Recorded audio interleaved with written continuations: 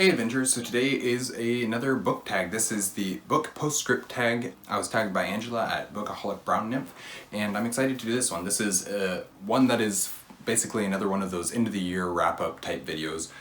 I wasn't really planning on doing it, but since I got tagged in, sure, I'll do it. It's a good one to do anyway. So let's get right into it. The longest book you read this year and the book that took you the longest to finish. So I guess I should mention that I haven't pre-planned these answers. I just sat down and filming these, so we'll see how accurate they are or how much I can actually remember. But I do think the longest book that I read this year was The Count of Monte Cristo, and the one that took me the longest to finish was Time to Die by Nadine Brandes. I think. I'm not positive about that, but it's what's sticking in my head. A book you read this year that was outside of your comfort zone.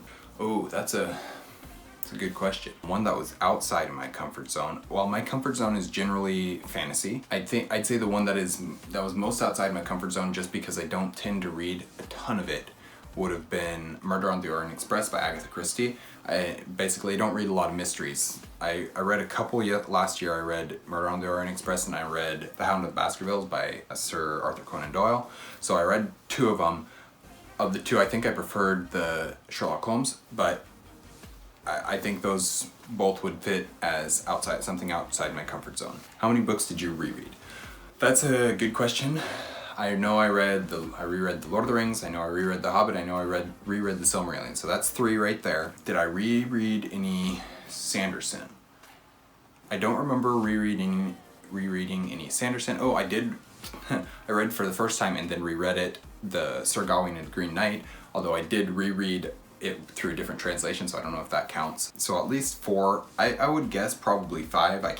I'm not sure, 5 or more. I'm not sure what the other ones are off the top of my head, and I don't know that I have the list of what I read available to my computer, at least easily accessible, quickly accessible. Favorite reread of this year?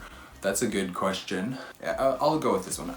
It was really good to reread The Silmarillion. It's been a long time it's been several years since I reread The Silmarillion, and I'm very, very glad to have reread it. Yeah, I'm gonna go with that one. A book you read for the first time that you look forward to rereading in the future. Oh, I've got one for sure. I just have to think of what it is. Well, there's several of them. A couple options right off the top of my head. The Count of Monte Cristo. I very much look forward to rereading that one. Calculated and Simulated by Nova McBee. I do look forward to rereading those sometime in the future. I don't know when I'll get to those or if I ever will, but I would think I would like to reread them. Also, The Wingfeather Saga by Andrew Peterson. Very, very pleasantly surprised by that series. What else? Well, we'll stick with those. That's good enough for now. Favorite single short story or novella that you read this year? Okay, I do have an answer for this one. That would be The Places Beyond the Maps by, I don't remember actually who wrote this one. It's a short story set within the world of Reread, so set within the Wingfeather Saga series world, and it was edited by Andrew Peterson, and is just a story set in that world, but it's a short story, and it's probably my favorite one that I read for sure this year. I read 5 others at least that were all set in world of Reread, but that was probably my favorite. Mass Appeal, a book you liked and would recommend to a wide variety of readers. What books did I read that I would recommend to a wide variety of readers? You know, I already have. I would recommend A Natural History of Dragons by Marie Brennan. The series as a whole has blown me away with how good it is. I was not expecting it. I was expecting to really enjoy it, but I was not expecting to enjoy it as much as I am. It's like a Victorian time period setting, but it's also fantasy and studies dragons. It's wonderful, and I have recommended it to several people that I don't normally recommend books to, or at least fantasy books to. So yeah. Specialized Appeal, a book you liked but would be hesitant to recommend to just anyone. I would go with Le Morte d'Arthur by Sir Thomas Malory. I would recommend it to a lot of people, and anybody who is at all interested in Arthurian literature absolutely should read this book. But it is very hard one to read. Yeah, I would be hesitant. I wouldn't recommend it to Kate because she wouldn't be interested in reading it. I wouldn't recommend it to most people unless they're specifically interested in studying either medieval literature or Arthurian literature. If you are interested in one of those two things, then yeah, I'd recommend it to you, but that's really about it. Reflect on your year as a bookish content creator. Goals met, good/bad memories, favorite videos you made, etc. So reflect on your year. So goals met. I think I had a goal of read 30 books, and I read 60, I want to say, if I'm remembering correctly. So I definitely met that one.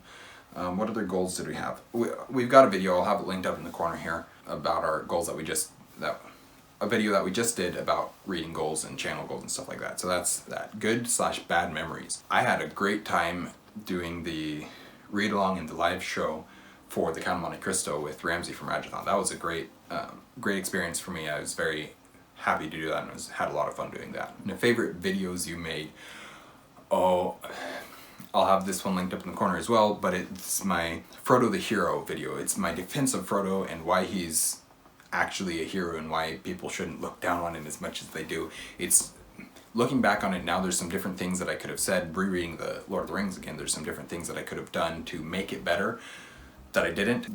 I wasn't fully prepared as much as I would have liked to be for making that video, but I'm very glad that I made it, and I enjoyed it quite a bit. It is one of my favorite ones that I've made. And then tag some fellow bookish content creators. Because this is now, we're in February by the time you're seeing this, I'm not going to tag anybody. This is one that if you still want to do it, absolutely go ahead and do it, and say that it tagged you if you need an excuse.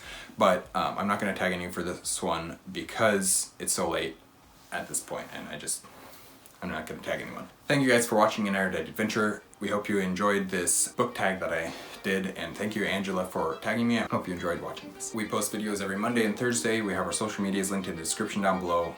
Thanks for watching. Stay warm.